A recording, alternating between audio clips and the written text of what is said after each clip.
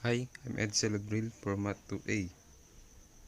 Our topic for this is about under the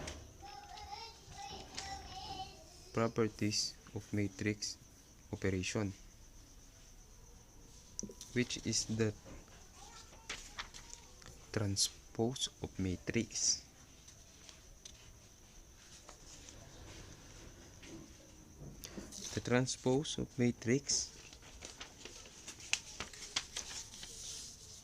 The transpose of matrix is formed by the writing its column as a row. For example, matrix A 2 and 8. If we can transpose it, we can write it as row. 8 transpose is equal to 2, 8. For matrix B, 1, 2, 3, 4, 5, 6, 7, 8, we can write is as row to get the transpose of it. 1, 4, 7, 2, 5, 8, 3, 6, 9. That's the transpose of matrix. For our next is finding the transpose of a product. Show that AB, quantity AB transpose and B transpose, A transpose are equal, which the value of 8 matrix A is 2, 1, negative 2, 1, 0, 3, 0, negative 2, 1, 0, negative 2, and 1. Matrix B is 3, 1, 2, negative 1, 3, and 0. Just like in the matrix or multiplication of matrix rule, if they are the same, if the matrix A or the column of matrix A is equal to the row of matrix B, we can proceed to multiplication of matrix. A 3 by 3 matrix, 3 column, and a 3 by 2 matrix, 3 rows and 2 column. They are the same. So we can proceed to multiplication. AB, the value of A is 2, negative 2, 1, negative 2, negative 1, 0, 3, 0, negative 2, and 1, 3. The value of matrix B is 3, 1, 2, negative 1, 3, 0. The matrix AB is equal to we multiply this first row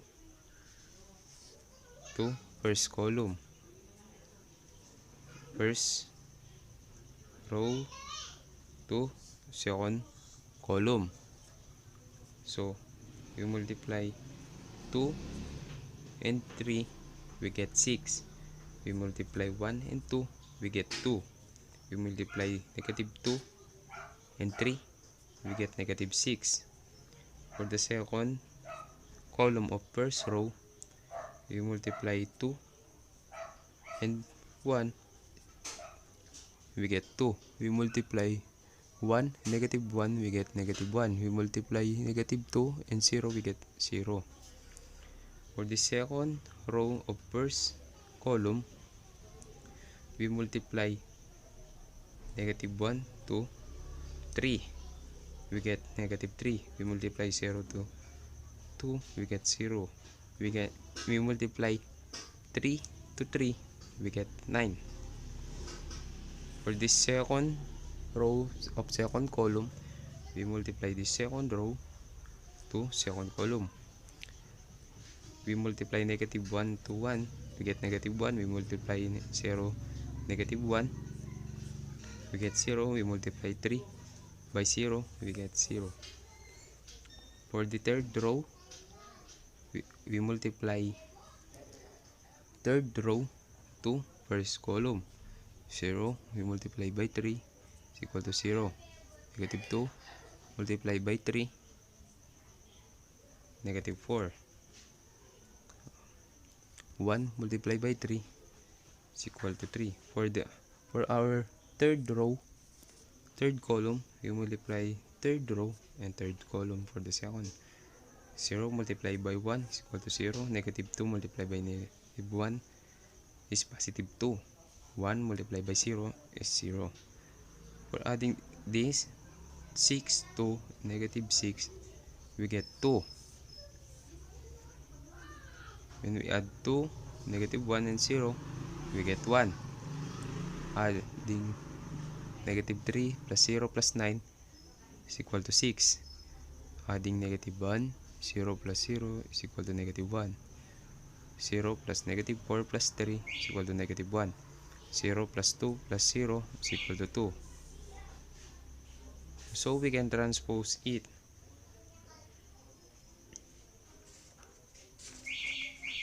In transposing, just like what I said a while ago, the form by writing each column as row. We write this column as a row. 2 and 1. Column 2, 6, negative 1, we write this as a row. 2, 6, and negative 1. Column 1, negative 1, and 2, we write this as a row. 1, negative 1, and 2. So that is the transpose of A, B.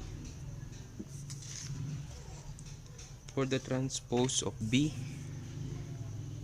and transpose of A, first the value of B, the value of A,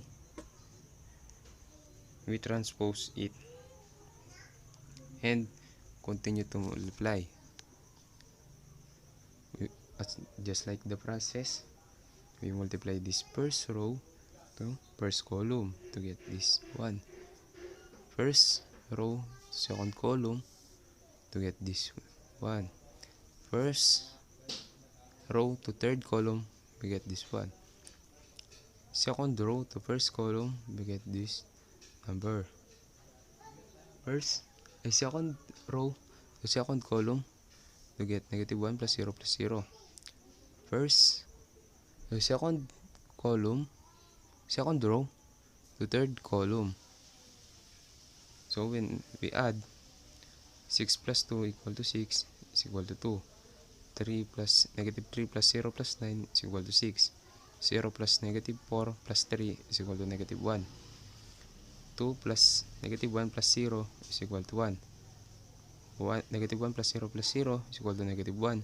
0 plus 2 plus 0 is equal to 2. They are the same value in transpose of AB. The value of transpose AB is they are the same. So we can say that the value of quantity AB transpose is equal to B transpose A transpose.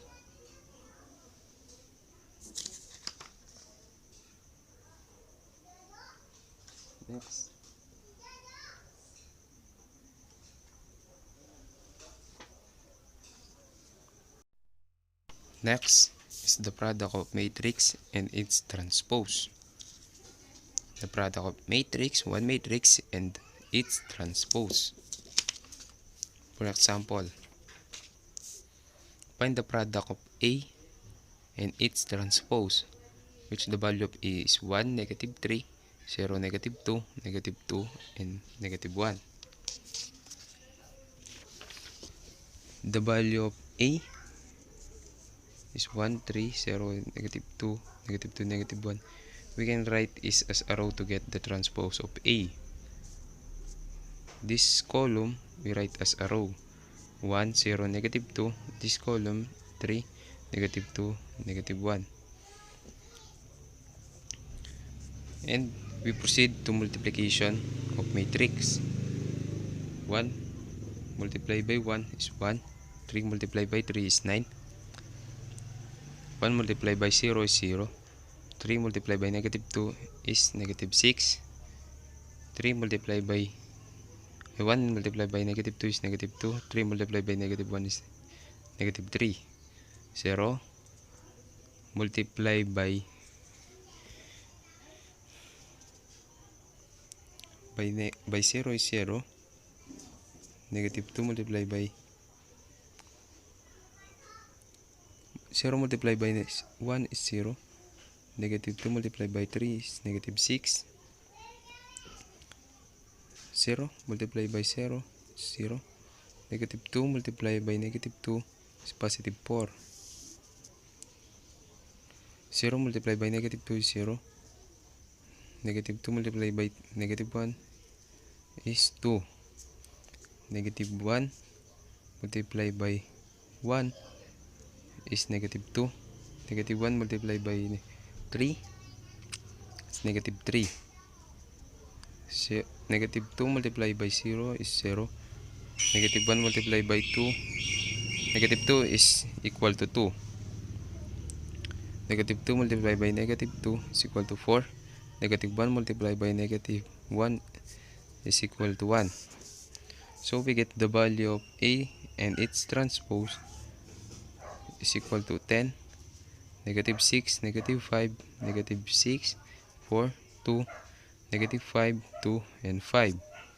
That's the value of A and its transpose.